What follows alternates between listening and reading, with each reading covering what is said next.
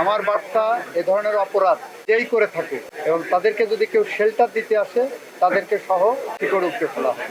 আইন তার নিজস্ব গতিতে চলবে, সঠিক সময়ে আপনারা এটা জানতে পারবেন। আমরা এক সপ্তাহ কেবল ক্ষমতায় বসেছি, সমস্ত সমস্যাগুলো চিহ্নিত করে যথাসময়ে যথাযথ পদক্ষেপ আমরা গ্রহণ করব। সাংবিধানিকভাবে যতগুলো অধ্যাদেশ হয়েছে প্রত্যেকটা অধ্যাদেশই প্লেস করব বিল আকারে প্রথম অধিবেশনের প্রথম দিনে। 133টা অধ্যাদেশ আছে, 133টা প্লেস হবে। থাকা অবস্থায় যতটা তৎপর ছিলাম এখানে তার থেকে 1 ডিগ্রি বেশি হলেও তৎপরতা দেখতে পাবো।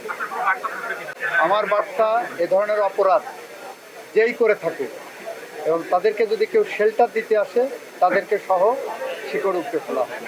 যত দ্রুত সম্ভব যে পদক্ষেপ নিলে এগুলো সম্ভব হবে সেটা আমরা নেব। এটা শুধু ঝিনেদার সমস্যা নয়, এটা সারা বাংলাদেশেরই সমস্যা। মামলা জট আমাদের দেশে একটা প্রকট সমস্যা, সেটা আমরা অ্যাড্রেস করার চেষ্টা করব জাতীয়ভাবে। এটা বিচার বিভাগের একটা স্বাধীনতার বিষয় আছে। বিচার বিভাগের স্বাধীনতা যদি কেউ অপব্যবহার করে সেটা তার মিসকন্ডাক্টে পড়বে। সুনির্দিষ্ট কোনো অভিযোগ যদি থাকে এটা সুপ্রিম কোর্ট দেখবেন। আমি কর্মকর্তাদের বলেছি কয়েকটা বিষয়।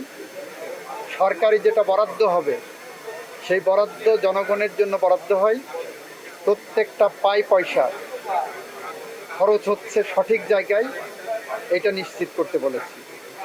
এবং বলেছি যদি কোনো দুর্নীতির আশ্রয় কেউ নেয় শুধু তার চাকরি যাবে, ডিপার্টমেন্টাল প্রসিডিং হবে সেটা হবে না, সাথে তার বিরুদ্ধে একটা দুর্নীতির মামলাও হবে, এটা বলেছি।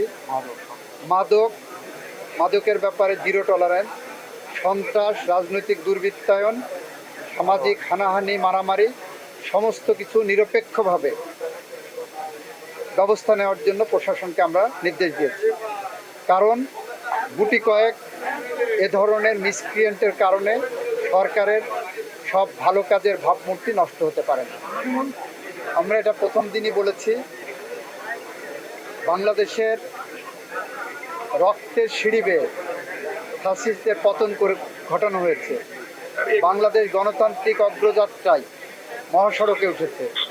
সুতরাং আইনের শাসন, ন্যায় বিচার, মানবাধিকার প্রতিষ্ঠায় আমাদের সরকার বদ্ধপরিকর এবং সেই পথ ধরে আমরা হেঁটে যাব।